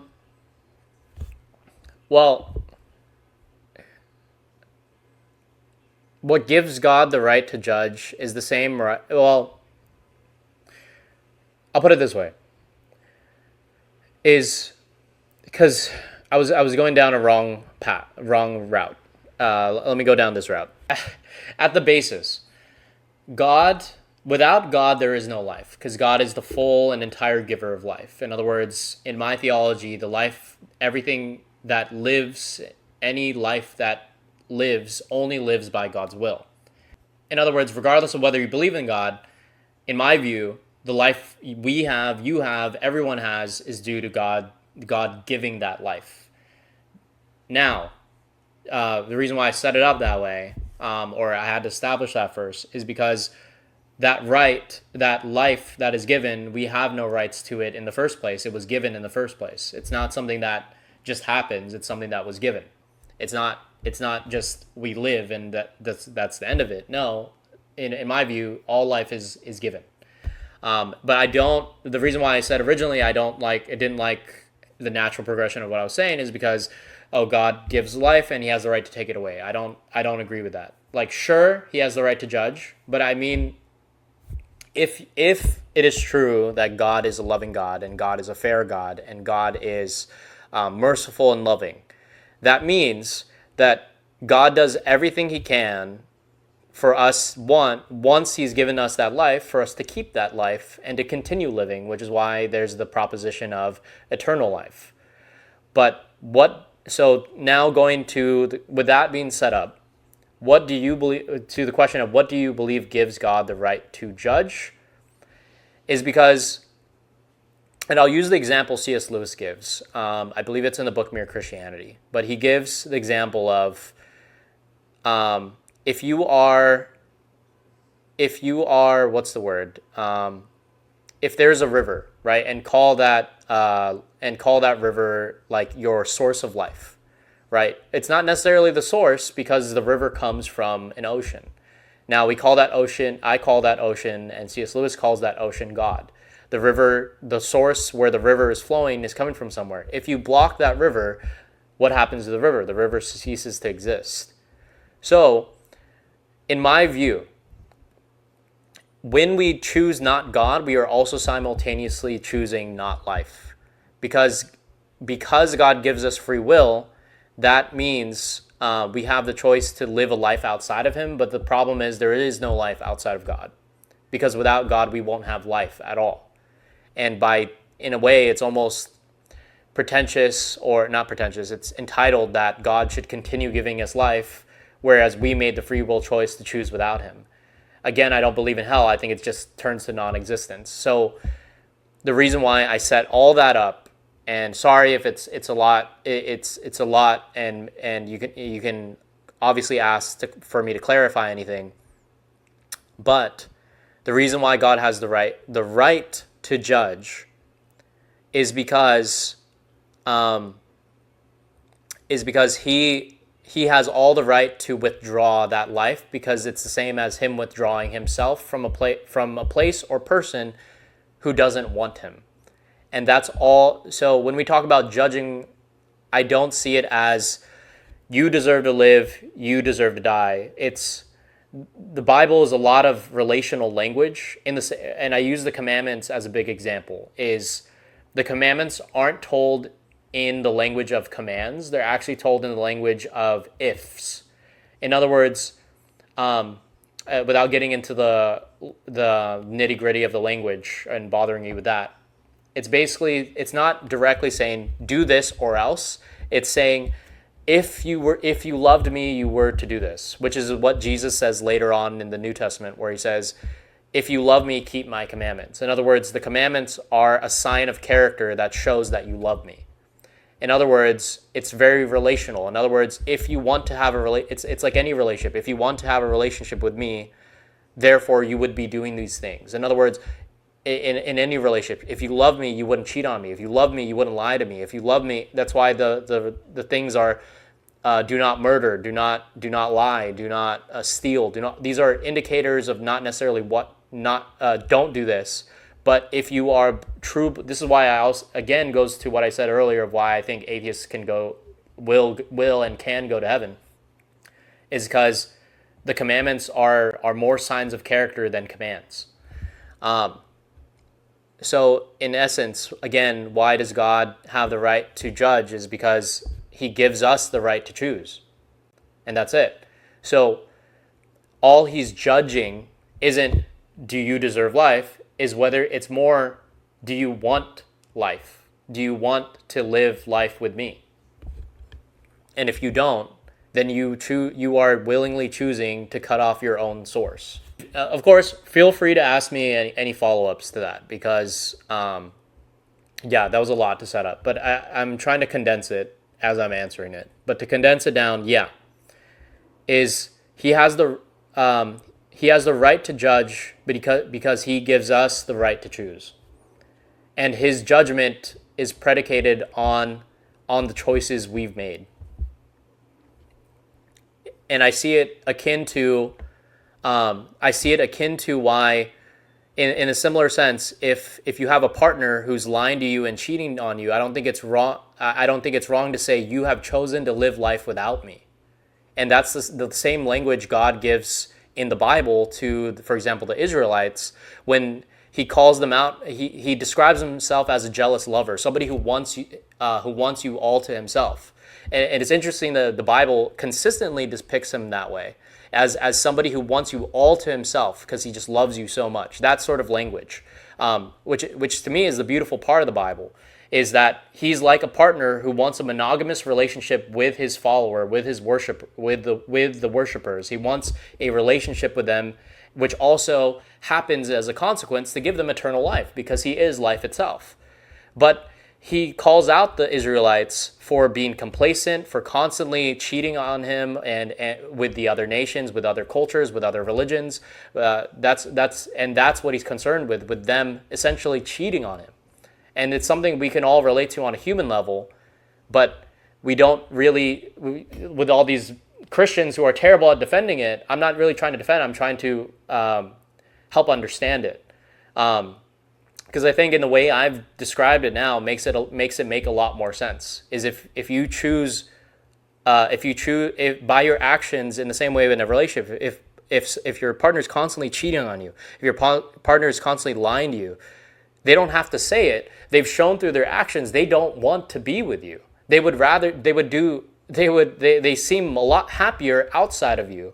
And that's what God does in judgment, is you've, through your actions, clearly shown you want a life without me. And this is what happens when there's a life without me, is when I walk away, so does life get taken away because I am life. That's what God is essentially saying, which bugs the fucking hell out of me when Christians have something so beautiful, yet they've been so indoctrinized, they've been such a bubble, they miss out the best parts of their own message, which is why more to be fully transparent, is why I enjoy watching this is less of hearing Alex's critiques, which I agree with, and watching these Christians say terrible answers. That's the enjoyment on my part in watching this. But this is why you my favorite streamer. You answer questions, accept when you're wrong, explain further, and take in others' worldviews. Can't wait for you to get monetized so I can sub. Dude, thank you so much. It means a lot. I mean, I've always tried, like I said, I started out as an atheist, so I completely understand where Alex is coming from, and I don't say that in the way of, I'm beyond that. I don't mean that. It's just my conclusions and the questions I've wrestled with, which all atheists as well have to wrestle with, have led me to conclude that there is a God, and I believe in a loving God specifically. However, when I look at because I grew up outside of Christianity and as someone who was always constantly questioning, it also, like I said, it annoyed me beyond end listening to pastors and Christians and my own community constantly giving me answers, but never handle questions really well. Which is why I'm like never feel bad or think like it's bothering me to ask a question. If anything, or actually more directly, I fucking love them, because they're things I constantly think about, and I'm just hungry for a question I haven't heard before or I haven't wrestled with, because I think for anyone who's a seeker of truth has to wrestle with these questions if you're going to be somebody who's consistent. And which is why for example, I respect Alex. Sorry, I messed up his name earlier. I said Alex O'Connell. It's Alex O'Connor. But I like the moment one of those other guys asked him said, would you agree that I think he said, would you agree that atheism doesn't really account for consciousness? And he said, yeah, that's true. Like he was more than honest. He was so quick to just immediately give that to him, because that's true. If he's being consistent and if he's being honest and if he's being transparent. That's what I want to see from people when you're having a conversation, rather than coping or trying to guilt trip them or trying to shame them or trying to lead them, moving the goalposts and all that kind of stuff, and just have a normal fucking conversation when we're asking simple or having simple critiques or issues. And in a way, from everything I've seen, like I said, I watch a lot of Alex, even though me messing up his last name might not give credibility or validity to that, but I can't see why somebody like Alex, who is who's from everything I've seen is a seeker of truth, who has empathy for even animals, which I don't seem to see with most of Christianity, most Christians I see, isn't allowed, quote unquote, into the kingdom of heaven. You know what I'm saying? How can a God, if God is supposedly all-knowing and the most loving more than us and is more quick to forgive than to condemn, how then is it that God is more delusional than me as a human being who sees this guy is reasonable, this guy's a good guy, and he doesn't seem violent, and he seems like he's trying his best to follow his own truth claims and understand the world around him. He just hasn't seen evidence of God. Why wouldn't he go to heaven? You get what I'm saying? Is in my theology, is God is more fair and understanding than I am. Therefore, God sees more reason for why someone should be saved than even I can, because I am pretty cynical.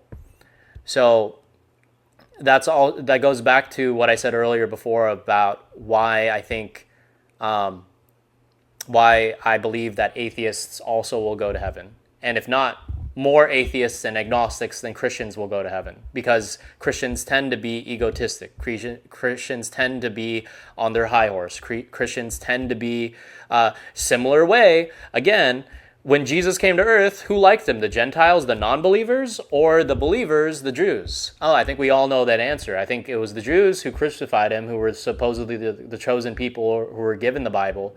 And yet it was the Gentiles, the harlots, and the worldly people who all accepted Jesus. And I think you'll see a similar pattern at judgment time, is where you have the people who were good people and who loved people and who showed through their actions and characters, not through their words, but their action and character that they were a true believer of God. In other words, a representative of God.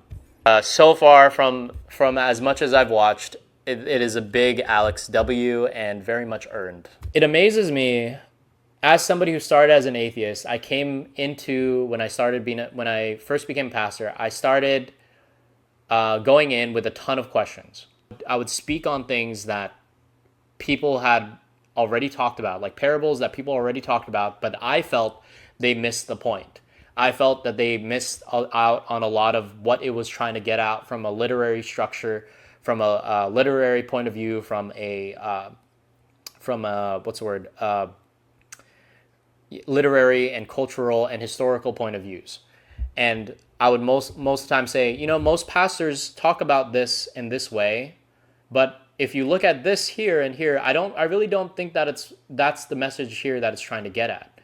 And I would give a message like that, and then what's funny is a lot of religion teachers and pastors would come up to me and say, I've never heard of it that way. I feel like a lot of people would find the same conclusions if they just put their own individual effort to research that and to think on it and to literally just to think about it for just a couple seconds.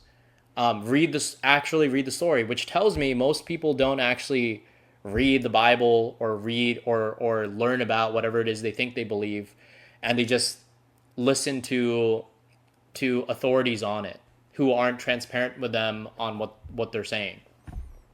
Alex, like as an atheist, is very transparent on his views and what he is and what he believes in and what he doesn't believe in and things he can't answer. And I think that is somebody far more credible than somebody who's constantly on the pulpit telling you, we have the truth, the Bible says it, the word is clear, all that kind of stuff.